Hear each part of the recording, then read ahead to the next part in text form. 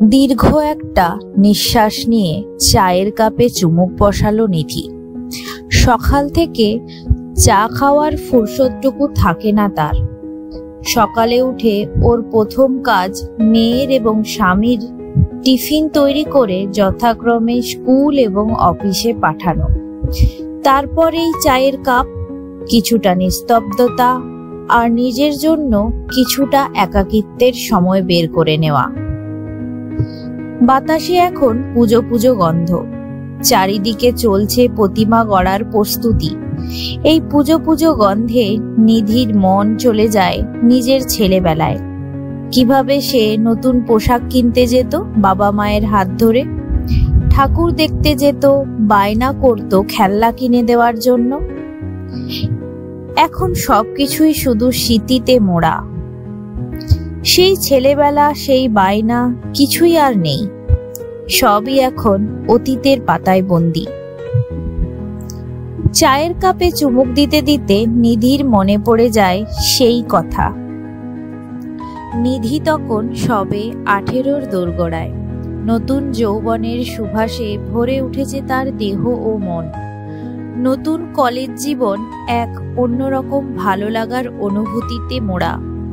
ঠিক সেই সময় নিধির জীবনে আসে আদিত্য। আদিত্যকে পেয়ে নিধি ভেবেছিল এই হয়তো তার জীবনের গন্তব্য। নিধির বাড়ি আসানসোলে, আদিত্য আগরতলার ছেলে। নিধির কলকাতায় আসার কারণ তার পড়াশোনা, আর আদিত্য এসেছিল চাকরির সূত্রে। নিধির সাথে একই ঘরে ভাড়া থাকত সোহিনী। এই সোহিনীই ছিল আদিত্যর পিস্তত বোন। সেই সূত্রেই পরিচয় হয় নিধি এবং আদিত্যের। প্রথমে বন্ধুত্ব আর তারপর প্রেম। দীর্ঘ 2 বছরের প্রেমালাপ ওদের। বেশ ভালোই ছিল ওরা। কখনো কলেজ কেটে সিনেমা, তো আবার কখনো অফিসে ফাঁকি দিয়ে ভিক্টোরিয়া। সবই চলছিল প্রথমে গোপনে, তারপর একদিন প্রকাশ্যে। নিধির আজও মনে পড়ে সেই বর্ষার সন্ধ্যাবেলা। আদিত্য চেপে ধরেছিল তার হাত। নিজের বাহু ডোরে নিধিকে লুকিয়ে করেছিল এক গভীর চুম্বন, ভালোবাসার প্রথম চুম্বন। তাদের এই সম্পর্কের কথা যখন তাদের পরিবারের সকলে জানতে পারে, তখন সৌভাগ্যবশত সকলেরই সম্মতি হয় এই সম্পর্কে।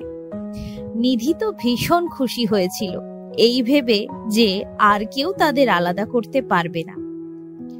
দেখতে দেখতে বিয়ের দিন ঠিক হয়, কিন্তু হঠাৎ একটা কাণ্ড ঘটে বসে। দিনটা ছিল পুজোর দশমী। আদিত্য ভিক্টোরিয়াতে দেখা করতে বলেছিল নিধিকে। নিধি গিয়েছিল আনন্দের সাথে, কিন্তু ফিরেছিল বিষাদে ভারাক্রান্ত মন নিয়ে। আদিত্য সাফ জানিয়ে দিয়েছিল যে সে এই বিয়ে করতে পারবে না, এবং কারণস্বরূপ নিধিকে বলেছিল সে প্রস্তুত নয় এই দায়িত্ব নেওয়ার জন্য। কথাটি নিধির মনে বজ্রাঘাতের মতো পড়েছিল। নিধির পায়ের তলার মাটি সরে গিয়েছিল। মানেটা কি? নিধি কি খেলার বস্তু নাকি? তাহলে এতদিন এত ভালোবাসা, এত প্রতিশ্রুতি সব মিথ্যে? আদিত্য কি বলেছিল? দায়িত্ব নিতে পারবে না। নিধি কি করবে বুঝেই উঠতে পারছিল না। নিধির জগৎটা অন্ধকারে হারিয়ে যাচ্ছিল। সময়টা ছিল দুর্গাপূজার দশমী। সেই বছর দশমীতে শুধুমাত্র মায়ের বিসর্জন হয়নি, বিসর্জন হয়েছিল নিধির প্রথম ভালোবাসার।